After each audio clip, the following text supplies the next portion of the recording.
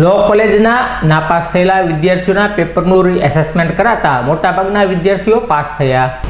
મહારાજા કૃષ્ણકુમારસિંહ ભાવનગર યુનિવર્સિટીની લો કોલેજમાં અભ્યાસ કરતા બીજા સેમેસ્ટરના વિદ્યાર્થીઓ લો ઓફ ટોર્ટના વિષયમાં નાપાસ કરવામાં આવ્યા હોવાના અનુસંધાને વિદ્યાર્થીઓ દ્વારા કુલપતિ ભરતભાઈ રામાનુજને રજૂઆત કરતા 10 દિવસની અંદર રીએસેસમેન્ટની કુલપતિએ બાહેધરી આપી હતી, જેમાં રીએસેસમેન્ટ કરવામાં આવતા નાપાસ થયેલા મોટાભાગના વિદ્યાર્થીઓ પાસ થયા હતા, જેના અનુસંધાને વિદ્યાર્થીઓ દ્વારા ઝડપથી ન્યાય આપવા બદલ કુલપતિ ભરતભાઈ રામાનુજનું સન્માન કરવામાં આવ્યું હતું।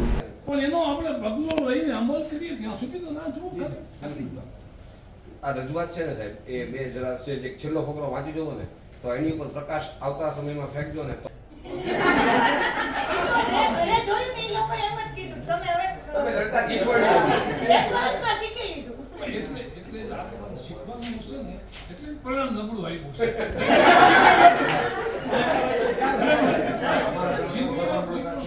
આપણે કશું શીખવા માટે સમજી ગયો, બરાબર? તો આપણે પણ એવું રાખવું જોઈએ, પેપર મેં તો જોયા નહોતા, આવીને રજૂઆત કરી જાઓ, રજૂઆત પછી મારી વાત સાંભળો, એ વાતનો અમલ ન થાય તો અહીંયા આવીને દેખાવ કર્યો છે એના કરતા 4 ગણા દેખાવ કરો, હું ના નથી પાડતો, પણ એકવાર તમે તમારી રજૂઆત કરી અને એ તમારી રજૂઆતના પગલાં લેવા માટેનો યોગ્ય સમય તો આપો, સમજી લ્યો। તમે તમારી રજૂઆત સાચી હતી, તમારી પીડા સાચી હતી,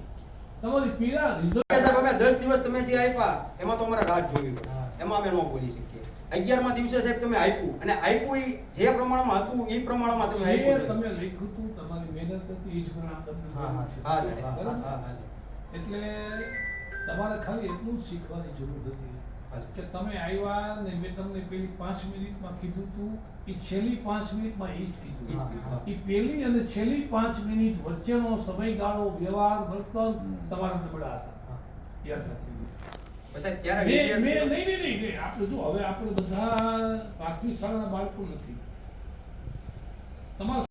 અત્યારે અમારે જે 7 તારીખે અમારું જે LLB સેમ 2 નું જે રિઝલ્ટ આવ્યું હતું એ રિઝલ્ટમાં અમને સ્પેસિફિક એક જ વિષયમાં બધાને ઓછા mark, 1 mark, 5 mark, 9 mark, 14 mark, 25 mark જેવા માર્ક આપીને અમને ફેલ કરેલા હતા,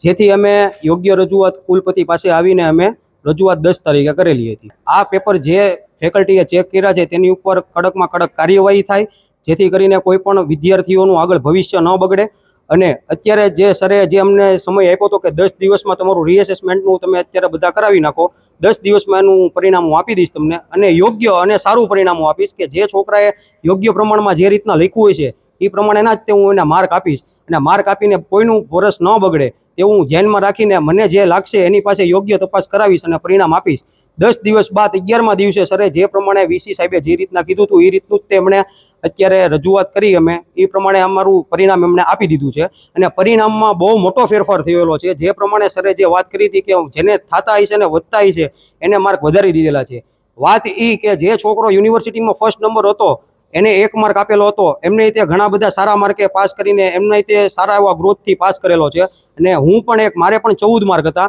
14 માર્કના મારે 57 માર્ક કરેલા છે, 43 માર્કનો વધારો થયેલો છે, જેથી કરીને અમે આજે ગુરુ પૂર્ણિમાના દિવસે કાલે અમારું પરિણામ આવ્યું છે રીએસેસમેન્ટનું, યોગ્ય પરિણામ આવતા અમે વીસી સાહેબનું અત્યારે આભાર વ્યક્ત કરવા આવ્યા છીએ, અને આભાર વ્યક્ત કરીને સરને એક અમે ગુરુ જ છે અમારા કે જે રીતના એણે વાત કરીને 10 દિવસમાં જે એણે રિઝલ્ટ અમને જે કીધું હતું એ અમને આપી દીધું, ને તેની ખુરશી પ્રમાણે જે હોવું જોઈએ, હોદ્દા પ્રમાણે જે એનું યોગ્ય નિર્ણય જે લાવવાનો હોય એ નિર્ણય એણે આપ્યો, અને ઐતિહાસિક રિઝલ્ટ અત્યારે રીએસેસમેન્ટનું જે આવ્યું છે એમાં દીકરા દીકરીઓ ઘણા બધા પાસ થયા છે, એની વતી અમે આભાર વ્યક્ત કરવા અત્યારે આવ્યા હતા।